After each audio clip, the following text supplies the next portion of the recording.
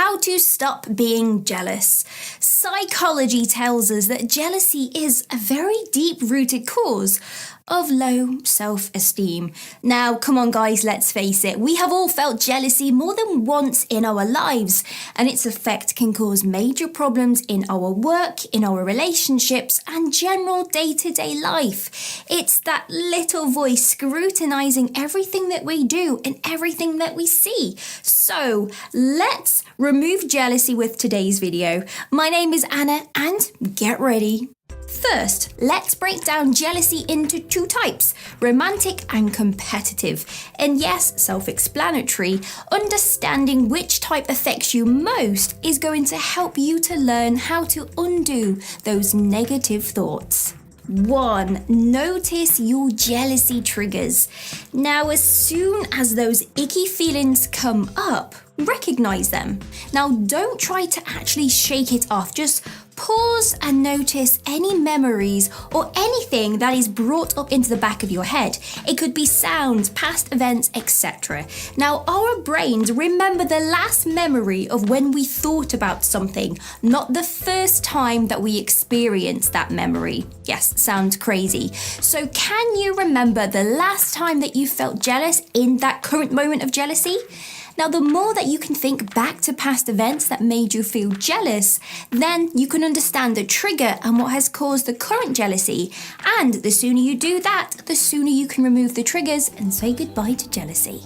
Radical acceptance. When you feel jealousy, learn to accept the situation and the feeling and do nothing.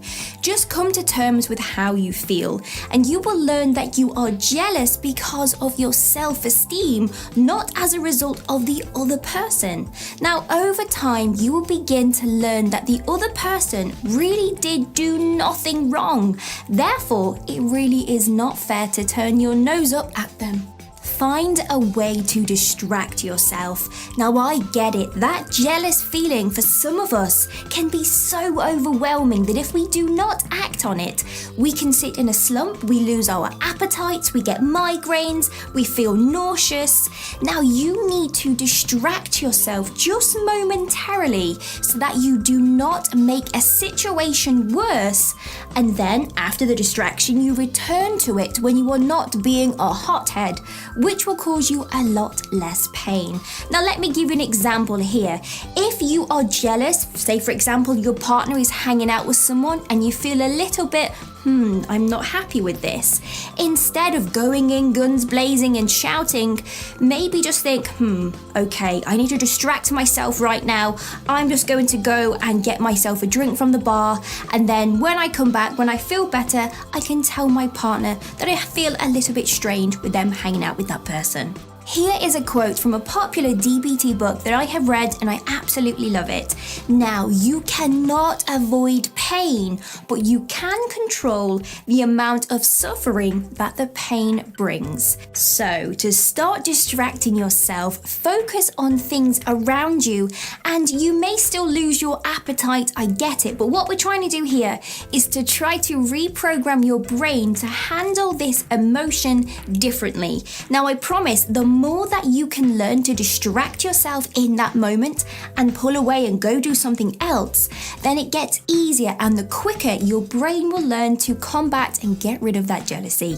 So, the distraction leads us to self-soothe. I want you to focus on the senses, the visions, smells, taste, touches, listening, people walking past. For example, if you are feeling hot-headed, go for a walk, breathing deeply for a couple of moments, take a shower. But what if you are in a situation where you just cannot leave where you are? For example, a work event with a partner? Now, let's face it, you do not want to be causing a scene, so start small. For example, apply hand cream or sanitizer because that's touch. Tell your partner, I'm just going to go buy you a drink. I'll be back in a second. So that way you can physically leave the situation, and that is your distraction. Number 5, return to the situation. Then after the heat of the feeling that has dissipated, you can actually return to that distressing situation with a clear head. And that is when you start to deal with it. Maybe you are used to avoiding said person when you have those feelings and just avoiding them until you calm down. But in order to overcome jealousy, you need to deal with it head on. So I need you to go back to that person and begin to recognize the damage that the jealousy is actually causing in your life. Remember, acceptance is key. List your insecurities. I need you to have a very honest talk about why these feelings pop up. Remember tip 1, we talked about those triggers. Now I know it's going to be hard to be honest, but understanding these vital things will help you to become a better person because you can start the self-growth journey. For example, if you wrote on this list that you feel jealous and insecure when your partner talks to, say, another person, think about why you actually feel jealous. Do you feel you aren't good enough, therefore they will leave you for this other person? Now there, I need you to start battling these things. And that leads us to 7, your battle armor. Return to your list and write a solution or a strategy to overcome every insecurity that brings on jealousy.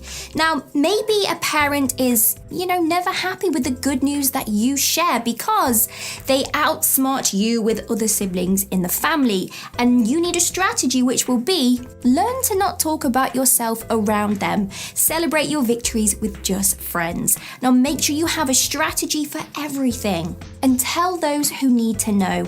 If you are in a relationship and jealousy is starting to affect both you and your partner or you and your friends, then tell them what is going on. Be honest. And that's where you are emotionally sharing and you are removing some of that shame. And let's face it, if your friends or your partner is amazing, they will find ways to support you through this. 9, have a healthy mind. You don't need to feel jealous. Let me say that again. You don't need to feel jealous. You are probably just used to it. Maybe in the past you were cheated on and the pain from that sting hasn't really gone away. So if you are in a relationship now or in a friendship and this person has no reason for you to feel suspicious and jealous, then you have to accept that you are wasting vital energy on that feeling. It's very important.